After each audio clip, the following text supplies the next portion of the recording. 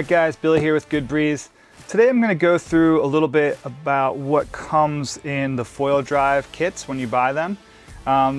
Foil Drive has a lot of great videos on kind of going into detail on a lot of this stuff, so I'm going to do just a basic recap, a little overview of like what comes in the box, some little accessories that I found very useful, little tips and tricks, things to not do, and things of that nature, just to kind of run through it. If you want more details, you can run through those. We'll put them all on one page. You can check the link in our description, and that'll show you all the videos and a little more detailed on everything that you need. So what I have here is a Foil Drive Max unit. I have a slim unit here, kind of assembled. This is my personal setup. This is the Max, brand new in the box, which you'll receive if you purchase one. One thing to be careful on is these zippers on these cases. You know, they're not the most robust. I personally broke mine. This was an early batch, but you know, I think they beefed them up a little bit, but you know, they're not the most robust zippers on the actual case themselves. So just use caution with them. Don't be too aggressive on if they get stuck. Be real careful. So once you open it up, what you'll see, it is a nice padded box. You got cushion on this side. You'll have a whole user manual here. Now, this has gotten better and better and better since they came out. It's a lot better than came with one of my original units here. But going through it, you'll have diagrams of how to assemble things. You have QR codes for videos. You have detailed instructions on how to assemble things, what to look out for, how to plug the batteries in. Basically everything you could really need are in this user manual here. And again, a lot of this is available online as well. So very useful. I'd hold on to this, make sure you keep it in a safe place. Don't let it get too wet, destroyed. So coming into the box itself, you have a little rag. You know, keeping everything dry is very important, especially once you're, you know, disassembling everything. You don't want to get water and battery contact or anything like that. The brains of the operation, what you're spending the big money on, is this unit right here. This is the actual unit itself. So in here is all the electronics and all the goodies and stuff of that nature. You'll see it comes with a little cover for where the stator cord plugs into. You know, you want to hold on to this. You want to put this back in if you ever take it apart, so that you keep that terminal nice and clean. What I found too is this little thing that says remove before flight.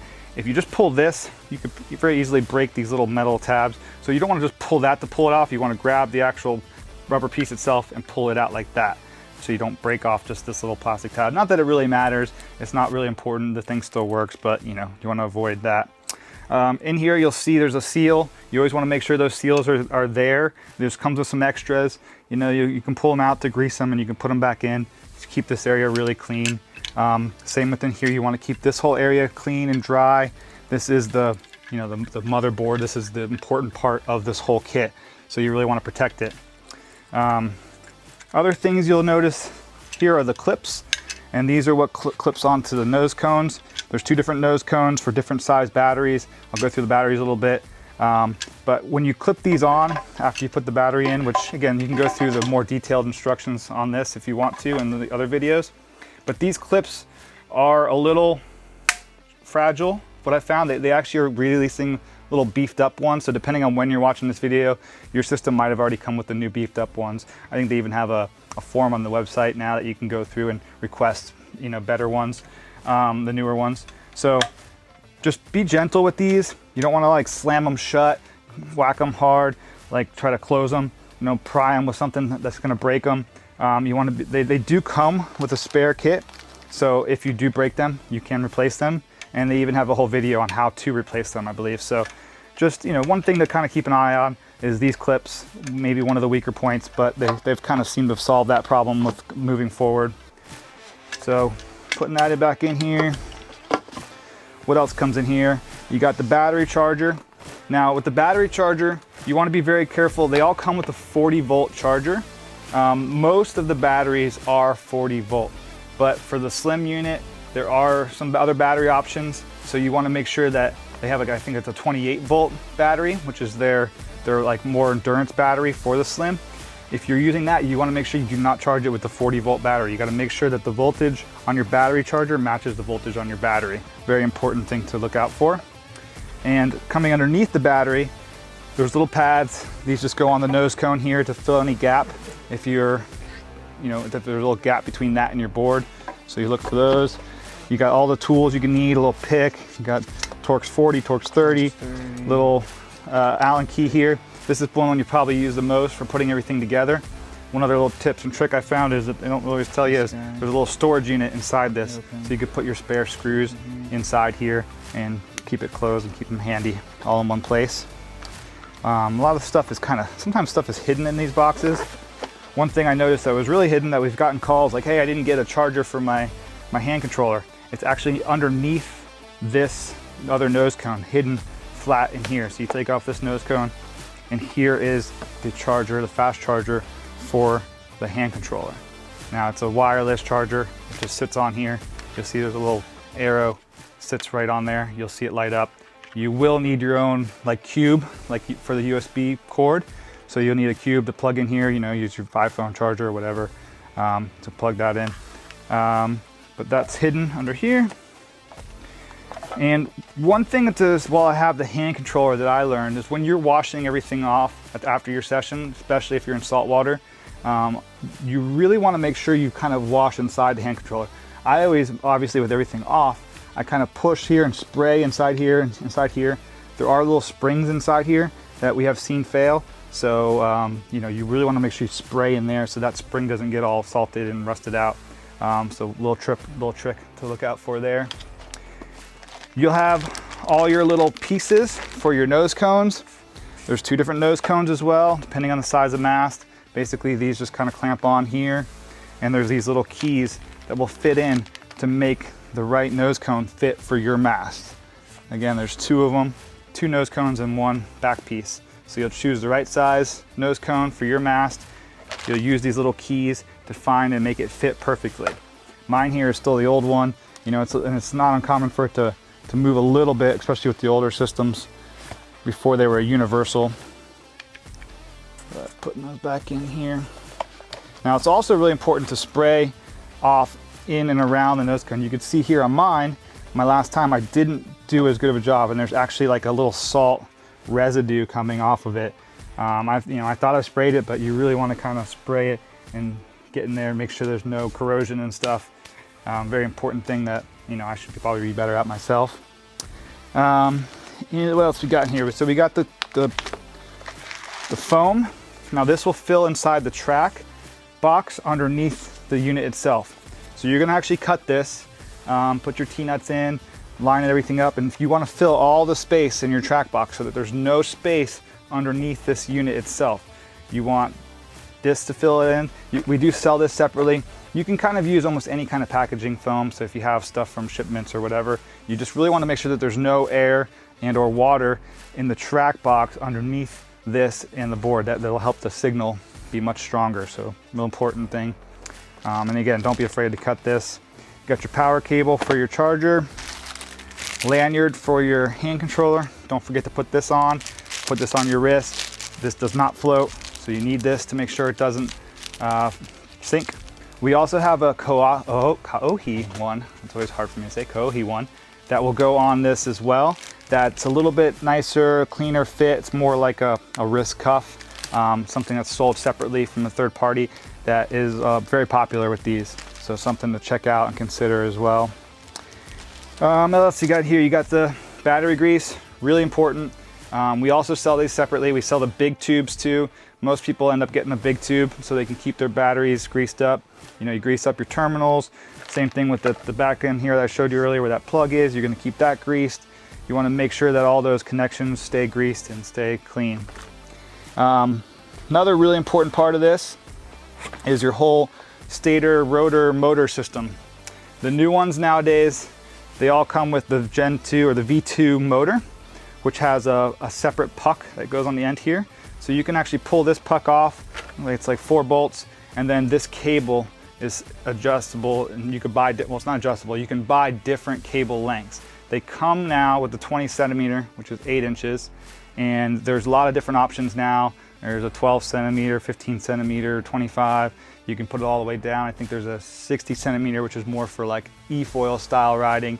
And you could buy just this cable, and that's pretty new for foil drive. for these Gen 2s is the V2 motor that has this option. And it's really nice because before, when you wanted to change your length, you had to buy the whole new stator. You know, it was like $400 or $500. Now you can just buy a new cord, and it's a lot cheaper and easier too. Inside your little koozie, which can also be used for your beer, you have your folding props. They come standard with a 2-blade prop. There is a 3-blade prop, gives you a little more torque, and a 3-blade prop upgrade kit, which will basically just give you this hub and another blade. So you would take these 2 blades off, take this hub off, put these 2 blades on the other 3-blade hub with the 3rd blade that comes in that kit, and now you have a 3-blade hub, or 3-blade prop. And now these all just come off held on by a magnet. So in here, you really want to keep this area clean too. So after you've used it, you dry it off, make sure it's really dry. Take something like fluid film. This is what I suggest for almost any kind of salt corrosion. It works really well. Fluid film. You use this, you spray it in here, put it back on. Make sure your bearings are clean inside there. And here it's really important. Now, when you put these back on, you got to be careful. You don't want to just stick it in there and let it go, because it's magnetic and it'll go real hard. And it could either break the bearing. It also can pinch your fingers. So I like to grab it here, kind of get it started and hold it and slowly kind of let it go so it doesn't slam and or pinch me. So that's another important way to kind of put that rotor back on. Always keep this covered, nice protected. Try not to kink this cable. It's pretty flexy, but you don't want to, pinch it and kink it. And that fits right in here. Let's see what else we got in here. You got all your hardware. You got these are your T-nuts and all your little screws and accessories. They come with locking T-nuts where you can actually put the T-nuts in the track, put the little set screws so the T-nuts don't slide, and put your through bolts, which are kind of in here, 2 different sizes. They come with an M6 and an M8. Now, one thing that we found very popular, made from third parties, there's various other basically bolts to replace the standard ones. There's ones made by Armstrong. If you're using an Armstrong set, that's actually what I use for my kit here.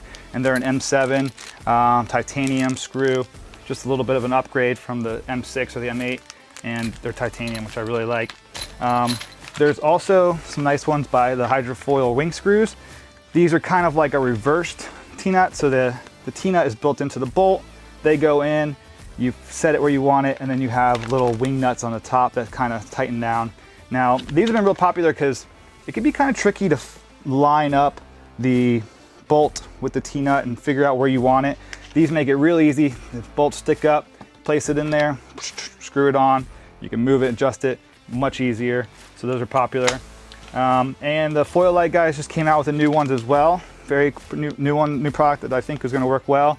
And these are kind of the same idea as these, but they basically, instead of a wing nut, they come with a little threaded, just a little bolt basically, or a little nut that you can tighten on the top. So they're a little more aerodynamic or hydrodynamic than the wing nuts would be.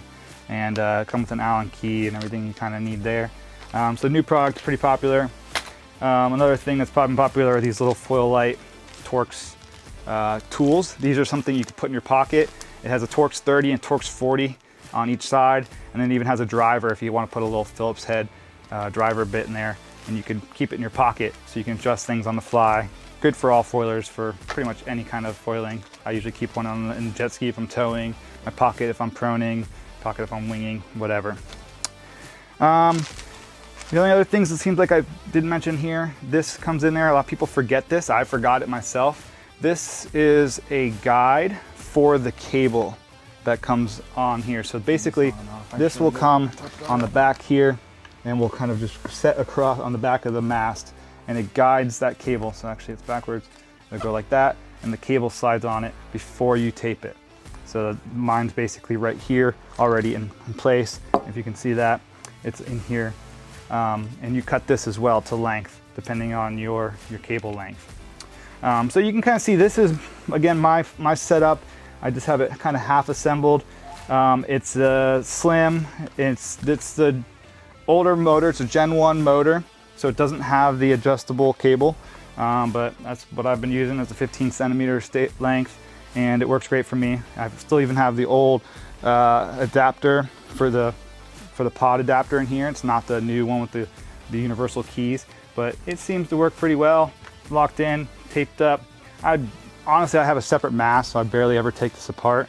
I have a regular mast for when I'm not using my foil drive that I used.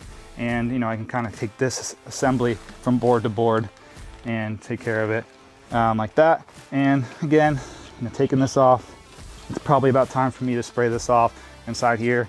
Keep this nice and clean. I'm gonna do a little bit of my bearings and keep that nice and clean. And again, when I take this, put this back on, I just kind of hold my hand there and slowly let it go in. And yeah, I think that's pretty much everything that comes with this. Again, we're gonna put links to all the other videos. Foil Drive does a great job going through every little piece in detail on these. Some of the videos are really long, so I just kind of wanted to do a quick recap and a little overview of what comes with the Foil Drive.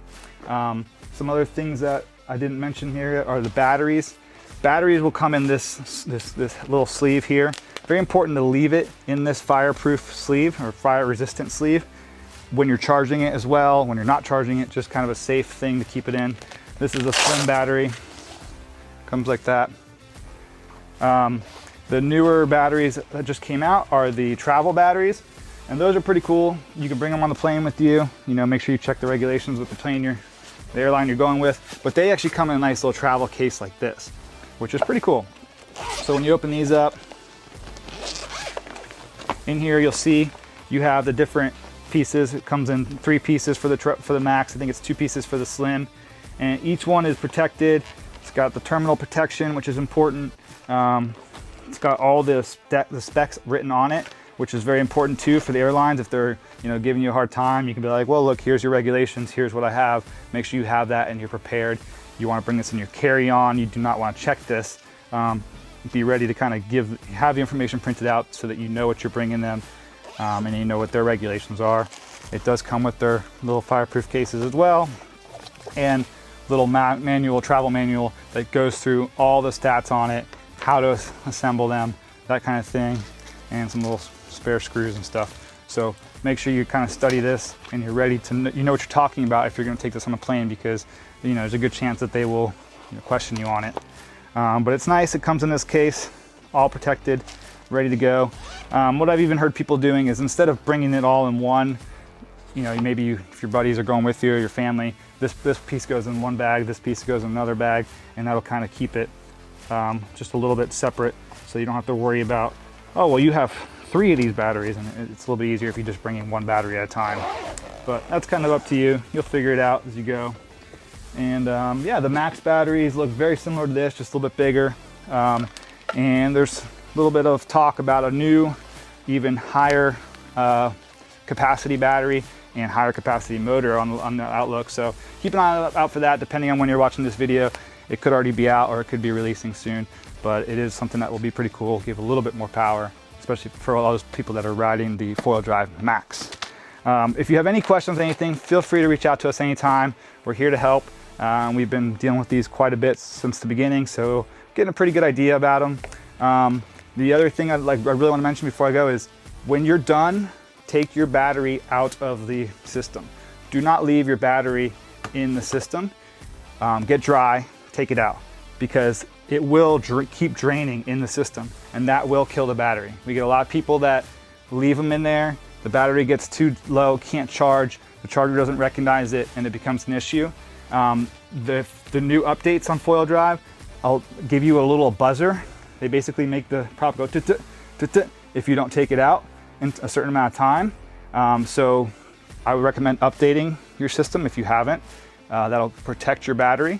And it is something that also, we've had a customer that was like, I feel like it's got a mind of its own. Every once in a while when I'm walking to the beach, you're going, And what's happening is that protection feature, so that you don't leave your battery in without using it. If you put it in there and you're not using it for a while, you're getting ready, you're walking to the beach or something, it might start doing it. We're kind of, and that's just an alarm to tell you that your battery is being left in and not used. So that's something you don't want to do, especially when it gets down low to low capacity.